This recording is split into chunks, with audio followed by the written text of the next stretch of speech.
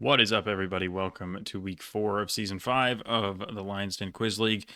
Last week was the roughest week that I've had so far. I'll just hide the face cam, I guess. So last week was just full of questions that were just brutal for me, like just not things that I knew at all. So I finished 17th. Week 2, I was 5th, and week 1, I was 1st. This week feels probably better than last week, but also doesn't feel like I'm going to do an incredible job, but we will see. Well, we'll see very soon, won't we? So, starting, as always, with quiz number 1. Who, what, when, where, why, how. Number 1. Cindy Lou Who is a recurring character in the many adaptations of stories centering on what character? A resident of Whoville targeted this character's schemes. So this is very Dr. Seuss, Whoville, etc. And this is, I'm quite sure that this is the Grinch, how the Grinch stole Christmas, etc. This is just, I don't know. I've seen the special or whatever it's called a few times. I know basic things about the story of the Grinch, so I'm pretty sure that this is the Grinch. Question number 2. The watt is the SI unit of what quantity in physics, defined as the amount of work done divided by the time over which the work is done. It's also voltage times current in an electric sense. I'm fairly certain that the watt is a unit of power. I couldn't, if you asked me to define what power is in terms of like other units, I would not have been able to do it. But I'm pretty sure I just know the watt is a unit of power, so hopefully the answer here is power. Question 3, author Viet Thanh Nguyen, I'm sorry, I don't know how to say things in Vietnamese, is best known for what novel about a North Vietnamese protagonist embedded in a South Vietnamese community in the US? I have literally no clue, and I don't even have a guess for this. Like, I'm going to say The Outsider, because I think that's like a Stephen King book or something, but I don't know. Outsider, because North Vietnam versus South Vietnam, I don't know, but this is not something I've ever heard of, and I'm not going to come up with a reasonable guess, so The Outsider it is. Question 4, professional wrestler Coco Beware was given what nickname due to the animal that he brought down to the ring with him? It's also the name of a superhero that was played by a character in several fictional movies, etc., etc. Never heard of anything in this question. So I'm just going to say animal he brought down to the ring with him. I'm going to say it is Rat Man. But I have no idea. Question 5. The letter Y in CMYK stands for yellow, while the M stands for magenta. What color is obtained by combining yellow and magenta? Now, this feels like something I should know. Like something I should know cold, but I'm not actually sure. I want to say maybe it's like a primary color because none of cyan, magenta, yellow, black are like primary colors. I figure there has to be a way to make primary colors. So yellow and magenta makes me think if yellow and red is like orange, then yellow and pink would be like maybe red. I'm not sure. But I'm thinking if you combined yellow and pink, maybe you would get something resembling red. Honestly, it's a total guess. But I figure there has to be a way to make primary colors, so I feel like guessing a primary color makes sense, and this is the most reasonable primary color in my mind. So red it is. And then finally, General William Howe was a general during the American Revolutionary War. The British lost what long battle, often considered the turning point in the war, to American forces led by Benedict Arnold? I don't know. I should know, but I'm not very good with battles. I know that Lexington and Concord were Revolutionary War. I believe that Saratoga was Revolutionary War. Yorktown was as well. And those are the ones that I can think of, and there are probably a lot more. But I'm just going to guess one. I doubt it's Lexington and Concord because those are, I feel like those are considered the same, or I don't know if they're the same, but they're always like together. So I figured if it's one thing, it's probably not Lexington or Concord. So I'm just going to guess, oh gosh, sorry, hit the mic. I'm going to guess Yorktown, but I have no idea what these battles are or what happened at them. I'm very, very bad at American history in general. So yeah, Yorktown it is. We'll see. And finally, as for what to enhance, 3 is wrong, 4 is wrong, 6, there's a very good chance that it's wrong. 5 is maybe wrong as well. I certainly don't feel confident about it. Grinch feels easy. Power might be easy too, but I feel like Power is the most reasonable thing because I'm reasonably confident that it's correct. In fact, I'm pretty confident that Watt is Power. So it seems like the best thing. No captcha. The Grinch, Power, The Sympathizer, Birdman, Red, and the Battle of Saratoga, of course. Well, I said Saratoga. I feel like the name I associate with Saratoga is Horatio Nelson. I don't know if that's correct or not, but he wasn't in the question, so I thought maybe Yorktown was a better guess. Unlucky. Birdman. Again, I've heard of Birdman the movie. I haven't heard of anything from the question, so I wasn't going to get that. I mean, to be fair, it was probably guessable, let's be honest, but whatever. And then, yeah, Red was correct, at least. So I'll take my 3 out of 6, but I feel like that was a decently difficult quiz to start out with, so I don't feel too bad about how that turned out. Quiz 2. More general knowledge. Lapu-Lapu Monument, a park on the Philippine island of Mactan, contains 2 statues, one dedicated to Lapu-Lapu and one dedicated to what non-Philippine victim of his forces. So the only victim of Philippine forces that I can think of is Magellan, who is, the guy who was circumnavigating the world, but then he got killed in the Philippines. So I assume that Lapu-Lapu was the one who made that happen. So I figured the answer should be Magellan. Question 2, MAP kinase is a kinase acting on MAP kinase, which itself is a kinase acting on MAP kinase. Good Lord. Anyway, the question is just, what molecule does ATP become after acting as a donor molecule once? So we're clearly dealing with, repeated elements in the words, and ATP is adenosine triphosphate. So I figure once it donates one thing, it becomes adenosine diphosphate, or ADP. And ADP is definitely a thing that exists. So I figure this surely is what's going on. You're just donating a phosphate to go from ATP to ADP. Question 3, the film Tora Tora Tora, whose title references a Japanese military signal meaning lightning attack, is a dramatization of what historical event? So I thought about this one for a while. The first thing I thought of was like the atomic bombs, like Hiroshima and Nagasaki. But I mean, I don't know. Like, I don't know what lightning attack is or means or refers to. But I figure it's probably some World War II thing because it's a Japanese signal, unless that's a total red herring, which is possible. But I was like, is it Hiroshima? Is it Nagasaki? Like, which one? Is it both? Like, that seems a little ambiguous. But then I remembered that Pearl Harbor exists, and I thought that's probably at least a better guess. I still don't know if I'm on the right track at all here, but I feel like Pearl Harbor is a famous event that is, a singular event. I guess I'll say attack on Pearl Harbor. That seems more likely as an answer than saying like Hiroshima or Nagasaki, at least. But again, might be on the wrong track. Question 4. In what play does the servant Lucky use the word qua, qua, qua, qua after being forced to give a speech by Vladimir and Estragon? This is Waiting for Godot, or En attendant Godot, but either way, this is notably written in French and notably contains the characters Lucky, Vladimir, and Estragon. Question 5, Hojo Toho. These lyrics, battle cry invented by Richard Wagner, are repeatedly sung by what mythical figures in the second part of the Ring cycle?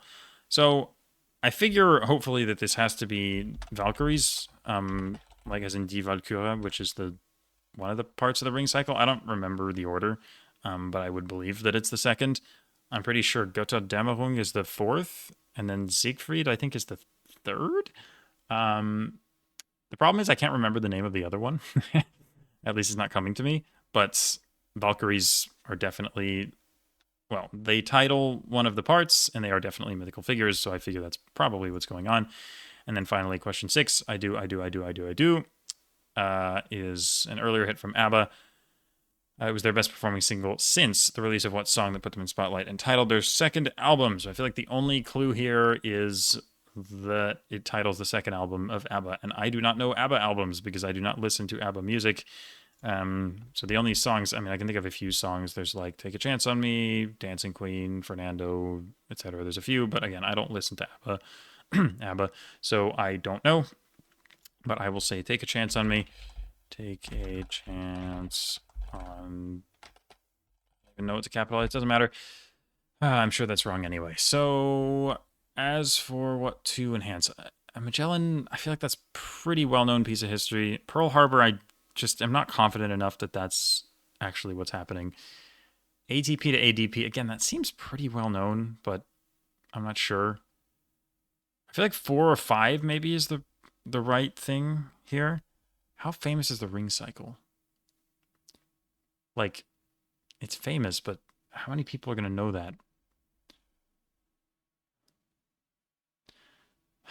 Damn. Because I feel like Waiting for Godot, I feel like all the main clues are here, other than the word Beckett, which I guess would help, but I don't know, man. I think I will enhance.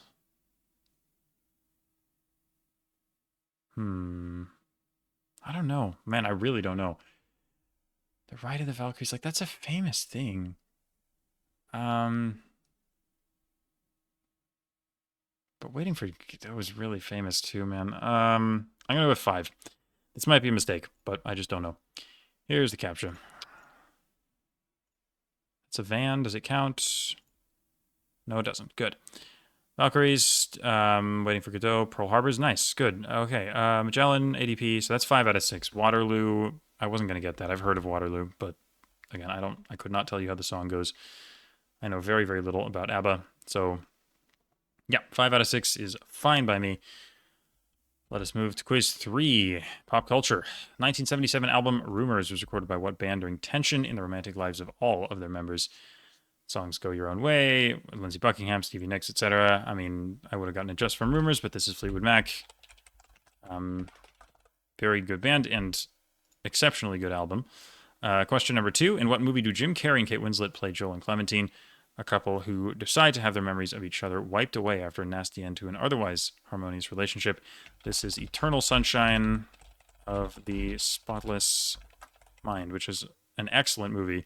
I've seen it a couple times, but it's definitely, it makes you think, for sure. It's a really good movie, though. Question 3, the episode The Deal, which aired during the second season of a certain show, sees which two characters enter a transactional sexual relationship, though they end the episode as a full-blown couple. No hugging, no learning, etc. I don't know what's going on here. I figure a decent default guess when it's just characters in a show is maybe it's friends. So I could pick some friends. I'm pretty sure Ross and Monica are siblings, so I'm not going to guess them. But otherwise, yeah, it's a bit of a crapshoot, really, isn't it? I will go with, I mean, it's probably not even friends, but I mean, it's the best guess I have. So I'll go with Rachel and Ross. Who knows? Total guess. Question 4. The movie Marriage Story, which tells the story of a couple whose divorce proceedings turn nasty after initially intending to undergo an amicable separation, is loosely based on the experiences of the film's director, Noah Baumbach, who is married to one other director, who has directed 3 solo films in their career, all of which have been nominated for Best Picture at the Academy Awards. So I don't know if the "their" here is because this person uses they, them pronouns, or because they're trying to be intentionally vague by not giving away the gender of the person. But that's kind of annoying because I don't know if it's a male or a female director. The best thought that I had that seemed plausible was Greta Gerwig, because, I mean, she is female, so obviously it makes sense that she would be married to a man, but, like, again, who knows? It totally could be a man. And I know that she directed Lady Bird, which I think was nominated for Best Picture, and she also directed Barbie, which I didn't pay attention to the last Academy Awards, but again, it wouldn't shock me if Barbie was one of the nominees. So it seems reasonable to me. I don't know what the third movie is. It might be, is it Little Women, maybe? I don't know. I'm probably making that up, but I'm just going to guess Gerwig, but again, this is kind of a shot in the dark. Question 5, a breakup anthem by Beyonce that features the refrain "to the left" in reference to the boxes full of her ex-partner's belongings is titled For What Quality? So this one took me longer than it should have, but I'm pretty sure I have it. I can't lie. If you asked me before this quiz what this song was called, I would have said To the Left. So I was like, crap, it's not called that. What is it called? But I started kind of going through the song in my head because I definitely know some of the lyrics. And there's a point at which she says irreplaceable, like irreplaceable. So I think, once I, thought of that lyric, I was like, wait a second, that probably is the title because it sort of maybe rings a bell. And, it makes sense not to think that he has this quality because she could have another you in a minute, as in he's not irreplaceable. And there's definitely a point in the song where she says irreplaceable. So I think hopefully this is the title. It would have been a little embarrassing if I didn't know the title of this because I feel like this is quite a famous song. But yeah, I almost didn't know that. I'm glad that To the Left was clued because otherwise I might have actually said that as the answer. Question 6. For much of West Side Story, the character Tony has a blossoming relationship with a character with what first name? He's eventually killed at the end of the musical, but before that he sings a song about his love for this girl. I know literally nothing about West Side Story except that there is a song called Maria. Maria, I just met a girl named Maria, etc. I've heard that song before. It's famous. I figure hopefully that's what's going on. Again, if it's another character, I'm not going to get it right, so I have to say Maria, but I feel decent about that one. And then as for enhancing, I think surely I enhance number 2. 1 is too easy, and then I don't feel that confident about. Well, okay, 5 is I think right, but again, I don't think that's that hard. And then 6 again, hopefully is right, but again, probably not that hard. I think 2 is probably the toughest one that I'm confident about. So we'll go with that one. Okay, and go. I disagree, but okay. On we go then. Is that a car? There's something over there. There's a car here too. A little windshield. Yeah. This is such BS. Okay. Am I supposed to click this one or not? Because it clearly goes into this frame, but like, are they? If there's like a little bit, do they like not want me? I'm gonna try not clicking it. That's so stupid. Like, because it was there. Jesus. Oh, Jerry and Elaine. Oh my God. Oh, it's Seinfeld. Damn it. Oh, that makes so much sense too. Damn. I should have thought of that. I never thought of Seinfeld. I just thought, yeah, Friends makes sense. I'll try it, but yeah, that's reasonable. Maybe should have picked that up. But Gerwig was actually correct, which I'm kind of surprised about. So I will absolutely take that. So I guess my reasoning was right about the movies. I don't know what the third movie is. You can let me know in the comments. Is it Little Women or is that not directed by her at all? Who knows? But I'll take it. 5 out of 6 on pop culture is better than usual for me, for sure. So no complaints. Quiz 4. This statue from Sevnica, Slovenia celebrates what figure whose claims to fame include being a former fashion model, launching the Be Best campaign, and public speaking, along with some suspected plagiarism, most well known under her non-Slovenian married name. This, I figure, surely we're talking about Melania Trump. Sevnica, I mean, I know all the municipalities of Slovenia, and I can confirm that Sevnica is near Novo Mesto, and I'm pretty sure that Melania Trump is from Novo Mesto. So that checks out, and also non-Slovenian married name obviously should be Trump. So this is what I'll go for. Question number 2, statue of whom is being removed in this 2015 photo? So there are higher quality versions of the images up top, and I clicked on this one and zoomed in quite a bit because I was trying to like investigate. I did see the word LA on like, or the abbreviation LA on the crane, I think. So this might be Los Angeles. It makes sense. It looks like it's probably a university, maybe of some kind. And there's like a mountain in the background, which I guess would work as well. The problem is I still don't know what the heck's going on. A statue of somebody is being removed, but I don't know. It's like a guy sitting down and like thinking, maybe.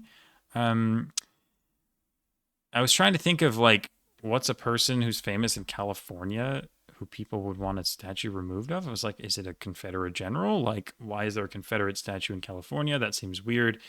And I was trying to think of other controversial figures from history. I thought of Ronald Reagan because I know that Reagan, at least among progressives today, is not viewed particularly favorably. So it wouldn't shock me if there was a statue of Reagan that people were like, never mind, we shouldn't have a statue of Reagan. But I also feel like Reagan maybe isn't controversial enough to warrant this, but I'm I'm honestly not sure. But I couldn't think of any. I mean, I thought of like what Andrew Jackson or like again some Confederate general, Robert E. Lee, something like that. All of those are possible, but I can't really think of a better answer than what I have right now. So I think I'm just going to go ahead and send this. But I think it's probably wrong, but I am interested to know what the right answer is. Question 3 is the bust of Cristiano Ronaldo. This was kind of a big deal when it happened because of how just funny looking it is. I had Madeira as a daily subdivision recently, and I posted the picture of Ronaldo of the bust as one of my pictures. So yeah, I definitely am familiar with this. The second one obviously looks a lot more like him, but Ronaldo was notably born on Madeira, and the airport is named after him. Question number 4. One of these sculptures is by Louise Bourgeois about a helpful and protective spider. The other, by Yevgeny Vucetich, is a personification of Russia that overlooks Volgograd. These sculptures' titles both mention what type of person. So I am less sure about the spider, but the Russian statue I know for sure is called The Motherland Calls. So what type of person is probably a mother? And, once I figured that out, I thought, I feel like the spider one, I have heard of a spider statue called Mother. I think it's just called Mother. But I'm less sure about that one. But I'm quite sure that the Russian one is called The Motherland Calls. So the answer hopefully should be Mother. Question 5. Which historical figure is being depicted in these statues? The journey to freedom. I mean, it's clearly a woman who is like bringing a journey to freedom. Sounds like the Underground Railroad to me. Bringing some, it just looks like a boy, presumably from slavery to freedom. That all makes me think of Harriet Tubman. I'm not positive, but I feel like it makes a lot of sense. Especially the first statue, just, I don't know, in my mind, just evokes Harriet Tubman. So that's what I'm going for. And then question 6, this photo was taken at the main headquarters of what organization? Now, you can't really see this on the screen, and I apologize for that, but there is a lot of like chemistry stuff, basically, on this. There's like atom drawings and a periodic table and whatever. So there's basically, it's a bunch of chemistry things. And I'm thinking, okay, what's an organization that does chemistry things? One thought was IUPAC, which is the people who decide how things are named, and another thought was CERN, which is the one that's headquartered in Geneva. And there is French language scattered throughout this picture as well. The little pedestal thing at the bottom has French on it, and then there's also French on the like near the wooden building to the right.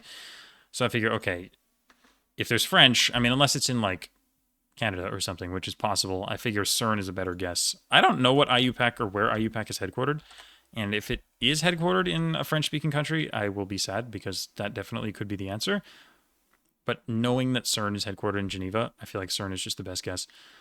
So CERN it is. And as for what to enhance, hard to say. Trump, man. Like, how well known is Melania Trump outside the U.S.? Like, still probably pretty well known, but I don't know. Like maybe it's not that easy, but I just don't know how that's going to play for like non-Americans. I feel like for Americans it's easy, but I'm not totally sure. Again, Tubman, that also feels like American history that people outside of the U.S. might not know. Motherland Calls. I mean, I had a Volgograd Daily Subdivision. I definitely mentioned the statue by name, but I don't know. Like, again, how well known is the title of that statue? That seems not that obvious. So this is kind of a difficult one for me. I'm not sure what I want to enhance. I think I'm not 100% sure on Tubman, so I feel like that's maybe a risk, like just a little bit of a risk. So do I go with Mother or do I go with Melania Trump? I don't know. She's very notably Slovenian. I'm going to say 4. I feel like 4 is maybe a little harder, but this could be a mistake. Back at this again, are we? Like, there is a little bit of the wheel here. Do I click that? I don't know. I'm going to not do it because that seems like, again, like this one, it's so ridiculous. Like, why don't they just make these clear cut, you know? Okay, that one worked. Mother's Madeira Cecil Rhodes. Wow. Or is it Cecil? Is it pronounced Cecil or Cecil? I actually don't know, but that checks out. I mean, Africa, colonialism, like, makes sense, but I would not have known that. That's quite difficult. Trump is correct. Madeira is correct. Mother's indeed. Harriet Tubman. Oh, maman is right. It's in French. Yeah. But that checks out. Harriet Tubman and CERN. So another 5 out of 6. I'm not acing any of them, but I'm getting pretty close. So no complaints. All right. 20 minutes until the deadline. I should be okay, but I got to keep up the pace. In New Zealand, a tapa or topper most commonly refers to a snack made by deep frying a portion of what pasta dish. The actual pasta in this dish is often described as having riccia or ruffled edges. So I was thinking about this for a while. My first thought was like farfalle, which is like the butterfly shaped pasta, because I know that it has like just like ridges on the end. But I read more closely and I was like, okay, pasta dish, like not just pasta shape. Like farfalle is a pasta shape, but it's not a pasta dish. So I thought maybe that it could be lasagna instead, or lasagna. I mean, lasagna is the more proper term, so I guess I'll put that. But I feel like that makes more sense because not only is lasagna a pasta shape, but it's also like a dish. Like, and I'm pretty sure I don't know lasagna very well. I don't like lasagna, so I don't like eat it very often. I don't like hate it, but I don't like ricotta very much, and I feel like it's pretty much the worst way to consume pasta, like at least to my taste buds. So personally, I'm not a huge fan. So I don't really have a great sense for how they look, but I think they may have ruffled edges. Like I feel like when you get lasagna, it has like like ridges on the edge. I don't know what I'm talking about, but I feel like this makes sense. It's a guess in the end, but I think it's reasonable, and it is a dish and a shape, so it just kind of checks out. Anyway, way too much yapping for one question. Question 2. What city's many local food items include beignets, boudin balls, and Tabasco sauce? This is, of course, New Orleans. Avery Island is, on the Tabasco bottles, it says Avery Island, Louisiana. But yeah, beignets, this is all very, French-inspired cuisine in New Orleans. Question 3. South African dish consisting of a hollowed out loaf of bread filled with curry is named after what animal? One of these animals named Quickie is the mascot of a brand known for its chocolate flavoring powder. So I don't know what the heck the first sentence is. Like, I don't know what this South African thing is. But after maybe 30 seconds of thinking on this, I thought of Nesquik. Because I'm thinking, okay, chocolate flavoring powder, what are we doing? Is it like chocolate milk? And so immediately Nesquik came to mind, and I thought, okay, Quickie sounds like a reasonable name for the mascot of Nesquik, and the mascot of Nesquik is a rabbit or a bunny. Hopefully I don't have to say bunny, but I'm just going to go with rabbit, and I feel like that surely is the answer, even though I don't know what the South African dish is.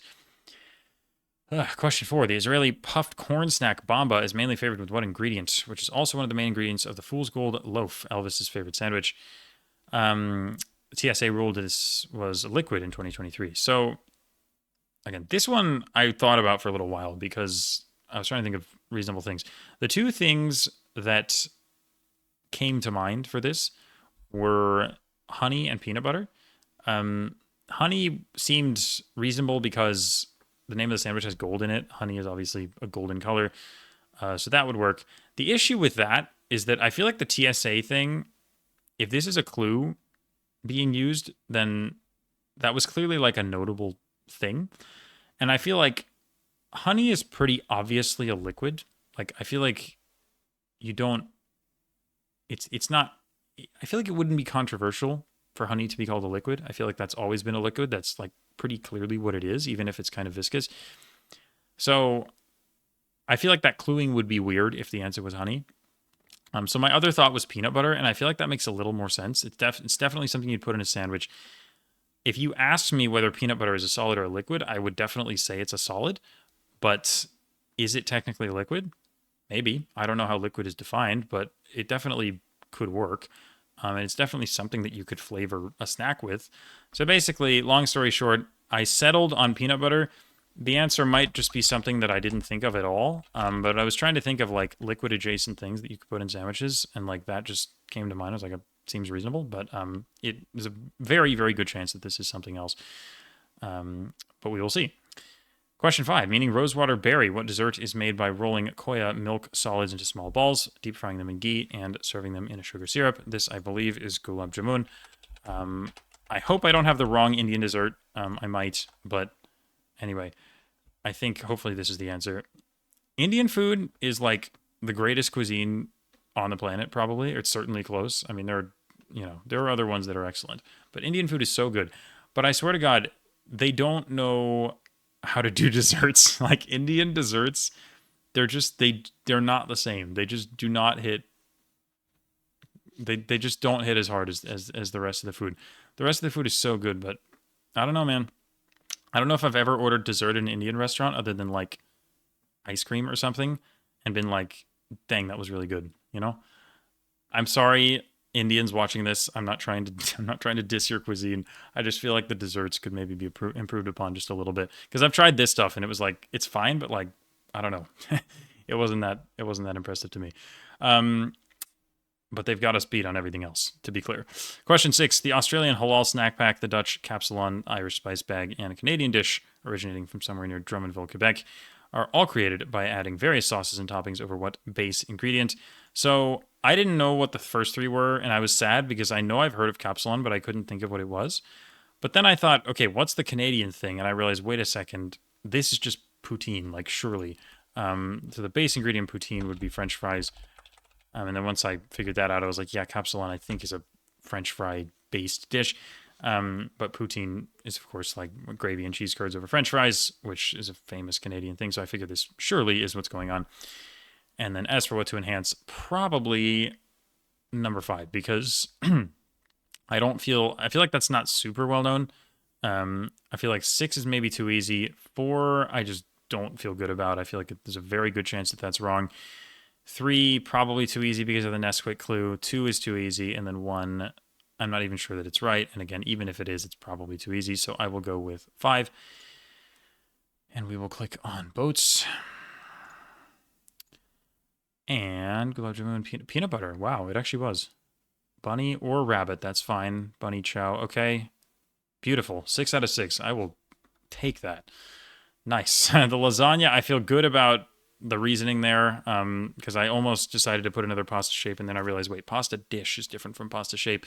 So that worked out, and then bunny, bunny was, I figured that was right, but anyway, peanut butter, I'm definitely happy with that, because again, it's a guess. But it made a lot of sense, and that's also kind of insane that it's considered a liquid, but it probably is, I don't know, scientifically is probably a liquid, so there you go. Okay. 6 out of 6, beautiful first ace of the week, and we go to quiz number 6. It's a science quiz. In this periodic table, common in high school classrooms, bromine is one of 2 elements with blue lettering to signify that it has what property at STP? This would be liquid. Bromine and mercury, the only 2 liquid elements at room temperature. Question 2, 3 elements are found in all 3 of the compounds melamine, chloramine, and glutamine. Carbon, hydrogen, and what other? Compounds containing this element single bonded to at least 1 carbon, potentially some hydrogen, are classified as amines. So I didn't know about the compounds in the first sentence, but amines I know are nitrogen containing compounds, so nitrogen should be the answer. I remember learning about functional groups in like whatever 10th grade chem, but amines were definitely nitrogen. Question 3. The information DNA is encoded by a sequence of 4 nucleobases, ACGT.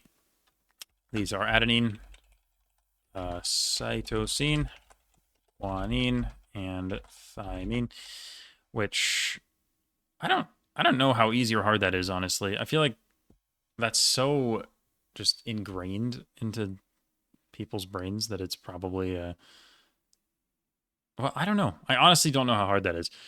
Anyway, moving on to question 4. When the fight or flight response is triggered in humans, hormones such as adrenaline are quickly released to help the body prepare to handle an imminent threat. A few minutes later, the body will start to feel the effects of what other hormone, commonly known as the stress hormone, which helps sustain alertness. This one took me a while to think of, because this is something I knew that, like, I know that I know this, but I couldn't remember which was which. So I was thinking, like adrenaline kept popping into my head. I was like, okay, it's not that because it's in the question. Although, honestly, if you asked me what the stress hormone is before this, just cold, I might have said adrenaline. But I was thinking longer about what are other hormones that I'm aware of. My brain kept trying to tell me dopamine, but I'm pretty sure that's like the pleasure one, not the stress one. And then eventually I thought of cortisol, which I think is the right one, although I'm worried that I'm confusing it with something else. But I think cortisol is the stress one. It's just, I don't know, it's not a word I often use. So I'm not 100% sure that cortisol is what this is, but I think that that is the stress hormone. Question 5. Milling machines, which can precisely remove material from an initial stock piece to create a final product. Blah, blah, blah, blah, blah.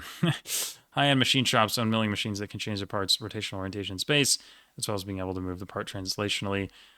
These machines are named for having how many axes of control? I swear this is like the most Benny question ever. I have no idea what's going on here. Like, I don't know. This seems like really niche knowledge. Like milling machines seems like super random, but this is just, I have no clue. But I thought, okay, it can change a part's rotational orientation in space and can move it translationally. So basically, it can move the thing in whatever direction it wants. And I figure axes of control, if we're moving a thing wherever, maybe we're just talking about like 3 dimensions, like an X, Y, and Z axis. So I feel like 3 is the most reasonable guess here, even though it's just a total stab in the dark. But I just don't know what's going on in this question. So yeah, whatever. And then finally, question 6, another one that's kind of bothering me. Airline logistics are immensely complicated. Researchers have turned to mathematical analysis to try and solve problems. Most of it is centered around what mathematical field. A set of flights between airports can be modeled as a directed example of the constructs that give this field its name. So, like, this makes me think it's like a vector field or something, but as far as I know, there's not a mathematical field that's named after vectors. I know that linear algebra, of course, deals with vectors and matrices and that sort of thing. So that seemed like the most reasonable guess, is just to say linear algebra.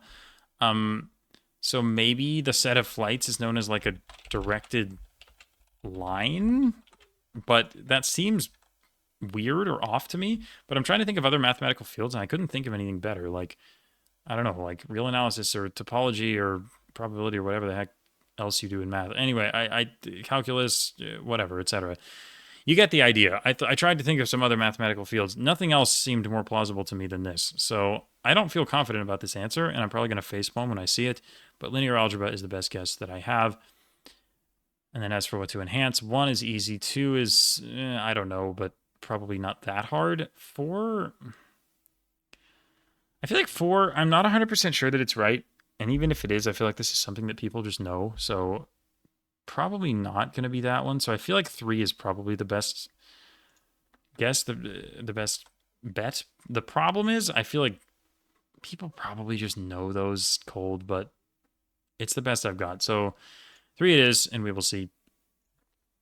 Okay. No. Like, does that count? I guess not, even though it does have stuff on it. Okay, graph theory. Jesus. Damn it.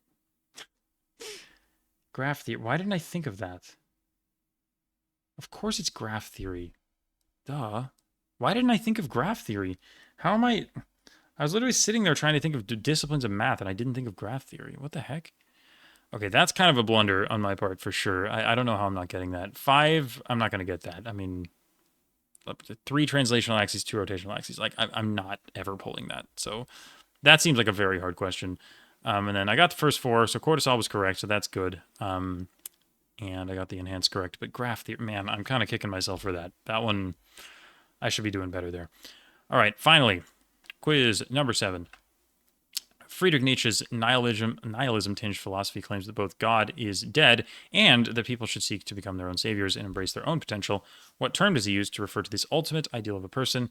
The ultimate ideal in Nietzsche's philosophy is the Übermensch. It's just a very Nietzsche term, I guess. I think it's Uber, but I don't have the freaking umlaut on my keyboard, so I'm going to have to go with this. Question 2, in Sartre's existentialist work, No Exit, which served to inspire... Oh, that makes so much sense. I've seen The Good Place. I never made that connection. That makes so much sense because they do. Oh my God. Okay. That's actually brilliant. I did not make the connection between The Good Place and No Exit, but that's actually quite cool. Anyway, Garcin concludes that hell is other people. the other people. Enfer, c'est les autres. Or, sorry, l'enfer, c'est les autres. That's the most famous quote from No Exit. So hell is going to be the answer here. Question number 3. In what absurdist 2022 film does the following dialogue occur between a daughter and her mother? You see, when you really put everything on a bagel, it becomes this: the truth. What is the truth? Nothing matters. No idea what's going on here. I thought of a guess that I think is reasonable, but I'm not. I'm honestly, I could be so off base. But 2022 seems like the right era. So the thing I thought of was Everything Everywhere All at Once, which maybe it's bad because the word everything is in the question, but I don't know. What I've heard is that A, that movie is good, and B, it is weird. And so absurdist kind of seems to fit the bill. And I think 2022 fits the bill as well because I think it was Best Picture that year. So I've never seen the movie, and I probably should. I've had people tell me that I should. But anyway, I'm probably spending an entire minute talking about this movie, and it's not even going to be the answer. But everything, everywhere, all at once. I don't know, but I don't have a better guess, and I know that this is a weird movie that exists, and maybe after this quiz I will go watch it because I should probably know what happens in that movie. Anyway, that's my answer. I have 4 minutes to the deadline. I have to be quick, but I should be fine. The Buddhist concept of dukkha claims that existence is necessarily transient and painful, resulting in a craving that keeps us caught in a cycle of endless rebirth. What Sanskrit language term describes this cycle? So I'm pretty sure that there was an earlier LDQL quiz where the answer was karma, and I overthought it and said samsara. I'm pretty sure that this one actually is samsara, the endless cycle of rebirth. I think that is samsara. I hope I'm not being dumb, but I'm relatively confident now that that's what samsara is. And the answer is not going to be karma again. Question number 5. Name the feminist existentialist who explained how the social distinction between the male subject and the female other traps women into eternal inequality in her work, The Second Sex. So The Second Sex is by Simone de Beauvoir. So Simone de Beauvoir. And yeah, I mean that's that really. She's the one who wrote Second Sex. She was lover of Sartre. And that's about all I know about her. But that should be the answer. And then finally, question 6. Second to last sentence of a 1942 essay is: the struggle itself towards the heights is enough to fill a man's heart. What is that essay's last sentence? I thought about this one for a while. I was trying to think of like what's a philosophical essay that exists and was written in 1940s. I have no idea what's going on, and I thought about this for a while. I just don't know. I really don't know. I couldn't even think of a plausible guess. Like, I don't know. Like, knowing the sentence that ends a work seems kind of crazy, especially if I don't know what work it's talking about in the first place. I probably will facepalm because it's probably something really famous that I just don't associate with this cluing, I guess. But I just can't think of this. Like 1942, I was thinking it could be like Leviathan, but that's like way, way earlier. And I can't think of another thing that has like a famous ending. And I don't know a lot. I don't know a lot of like philosophical stuff from like the 20th century. So, like, who even are like? Is it another French? Is it like Camus or something? Like, or it's not going to be Sartre again. Who are philosophers from the 20th century? It's 8:59. I need to submit. I may submit a blank answer here. I need to figure out what to enhance. Ubermensch, some sort. Ugh. Oh God. Okay, that's my answer for number 6. And then I will enhance number. Do I go Ubermensch? Do I go Beauvoir? Not Ubermensch. I think I'll go with Samsara. I don't know. It could be Beauvoir. Oh God, I forgot about this. Go. Okay, done. Is it still 59? It is. Good. Okay, in there. Ubermensch. hell? Everything every wow, that's insane that was right. Okay, let's go. I don't know anything about that movie, so that's kind of nuts. Samsara is correct, Beauvoir is correct, and one must imagine it was Camus. Wow, I can't believe I thought of that. So I thought of the right guy. He was the only person I mentioned by name when I was thinking about it, but there's no way I'm pulling that. Like, one must imagine Sisyphus happy. That's crazy. Like, that is crazy. I figured the question was about, like, what was it, like pushing to the top or something, which I guess makes sense for Sisyphus, but I guess I was just thinking it was like rising up in, like, I don't know, life or society or something. I didn't think about it that literally. It makes sense, but again, even if I knew it was the myth of Sisyphus, no way am I pulling the last sentence of the myth of Sisyphus. That is hard. That seems like a really, really difficult question, but maybe I'm overestimating the difficulty. It just seems, I don't know. That seems really hard. But 5 out of 6 is fine, especially Everything Everywhere All at Once was a total guess. So I'm completely happy with that. And it is 9:01 now. So we may actually have the final results right now. We don't by the looks of it, but I think we will very soon. Oh, there we are. Just had to refresh. 4th. I will take that. Wait. What? I was 4th. Where'd I go? Where'd I go? I was there for a second. I saw myself and then I disappeared. What the heck happened? Okay.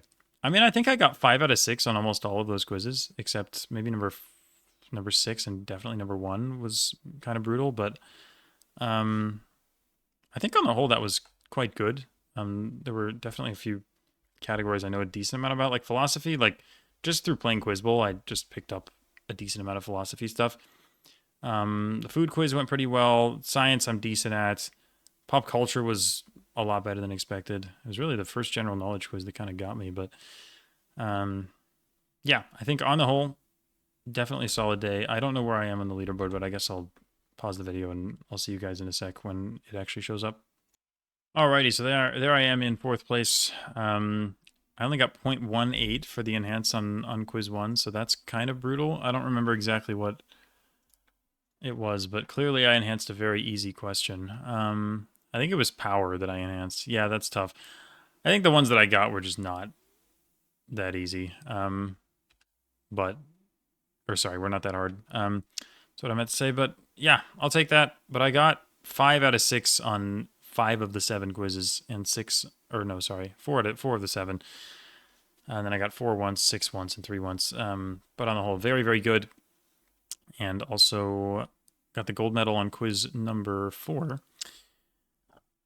which is nice. That was the food. That was the gulab jamun. Yeah, I figured that was surely the best one to enhance. But definitely happy with how that week went. There are a couple guesses that went my way. A couple gaffes, like the graph theory one, I'm kind of kicking myself for that because that was not that hard. But yeah, just wasn't able to come up with it. But definitely a couple fortuitous guesses kind of canceled that out. And so I feel decent about this. A couple skill issues, but definitely a solid week on the whole. And some really fun topics and some fun quizzes. So congrats to Rasmus, Solar Sensei, and Pissman for the top 3 finishes. I know you can't really see Pissman because he's behind my frame, but you know, close enough. Good enough, rather. I don't know. It's late. I'm tired. I was about to say it's tired. I'm late. You know what I mean. These videos are just yap fests, but you know, hopefully you guys enjoy them nonetheless. But thank you all for watching this one. Hope you enjoyed. And yeah, this is my second best week of the 4, so definitely quite solid. Happy with the performance, and I will see you all for the final week of the regular season next week. It'll be week 5, and then we will have the championship after that. But for now, thank you all for watching. As always, I appreciate the support, and I will see you next week. Bye.